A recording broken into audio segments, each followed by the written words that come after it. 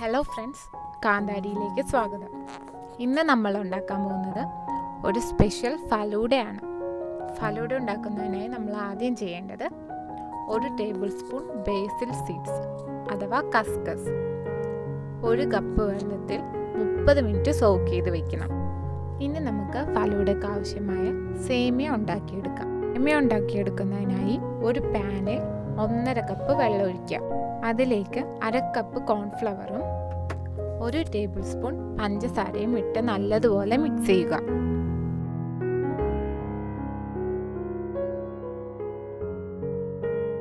നന്നായി മിക്സ് ചെയ്ത ഈ മിശ്രിതം ഗ്യാസ് സ്റ്റൗവിൽ ലോ ഫ്ലെയിമിൽ വെച്ച് കുറുക്ക് പരുവത്തിൽ നല്ലതുപോലെ ഇളക്കിയെടുക്കുക.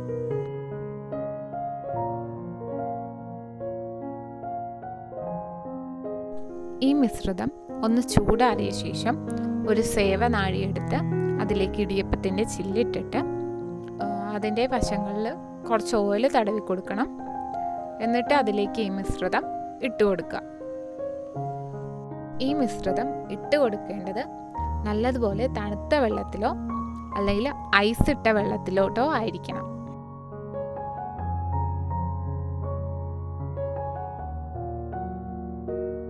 ഇപ്പോൾ നമുക്ക് ഫലൂഡയ്ക്ക് ആവശ്യമായ സേമിയ റെഡി ആയിട്ടുണ്ട്. ഇനി നമ്മൾ ചെയ്യേണ്ടത് 2 കഷ്ണം ബ്രെഡ് എടുക്കുക.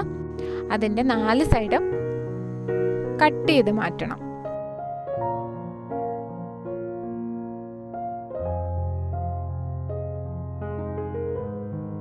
എന്നിട്ട് ഈ ബ്രെഡ് കഷ്ണങ്ങൾ ചെറുതായി മുറിച്ച് ഒരു മിക്സിയുടെ ജാറിലിട്ട് നല്ലതുപോലെ ക്രഷ് ചെയ്തെടുക്കും.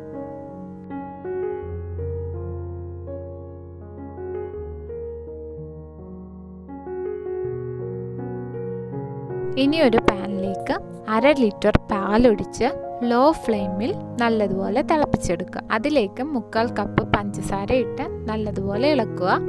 ഇങ്ങനെ ചെയ്തുകൊണ്ടിരിക്കുമ്പോൾ തീ ഒരിക്കലും കൂടാൻ പാടില്ല, ലോ ഫ്ലെയിമിൽ തന്നെ ആയിരിക്കണം. പിന്നെ ഇതിലേക്ക് നമ്മൾ ക്രഷ് ചെയ്ത് വെച്ചിരിക്കുന്ന ബ്രെഡ് കൂടെ ഇട്ട് കൊടുക്കുക. എന്നിട്ട് നല്ലതുപോലെ മിക്സ് ചെയ്യുക.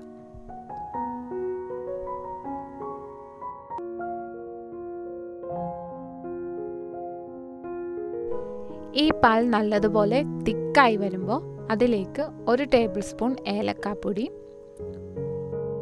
2 ടേബിൾ സ്പൂൺ ഡ്രൈ ഫ്രൂട്ട്സ് എന്ന് പറയുമ്പോൾ നമുക്ക് ഇഷ്ടമുള്ള ഡ്രൈ ഫ്രൂട്ട്സ് ഉപയോഗിക്കാം.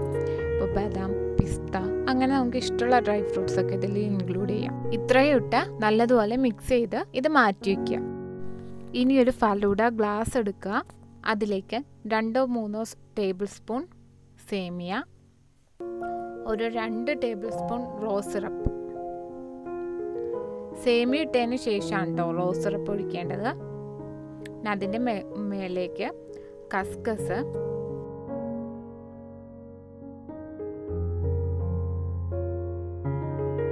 അതിൻ്റെ മേലെ നമ്മൾ ബ്രെഡും ഡ്രൈ ഫ്രൂട്ട്സും പാലൊക്കെ ചേർത്തുണ്ടാക്കിയ മിശ്രിതം, അതിൻ്റെ മേലേക്ക് 3-4 ജെല്ലി,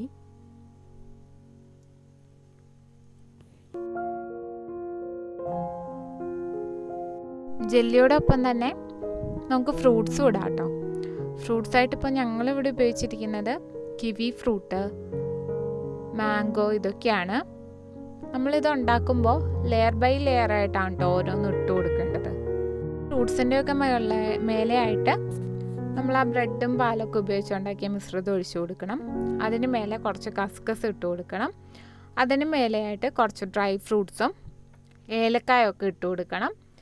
ഏറ്റവും ടോപ്പിലായിട്ട് 2 സ്കൂപ്പ് ഐസ്ക്രീമാണ് നമ്മളിവിടെ ഇട്ട് കൊടുക്കുന്നത്. ഗാർണിഷിങ്ങിന് വേണ്ടിയിട്ട് നമ്മൾ ഐസ്ക്രീമിന് മേലെ കുറച്ച് ഡ്രൈ ഫ്രൂട്ട്സ് ഇട്ട് കൊടുക്കുന്നുണ്ട്. അപ്പോൾ നമ്മളുടെ സ്വാദിഷ്ടമായ ഫലൂഡ ഇവിടെ റെഡി ആയിട്ടുണ്ട്. എല്ലാവരും ട്രൈ ചെയ്ത് നോക്കുക.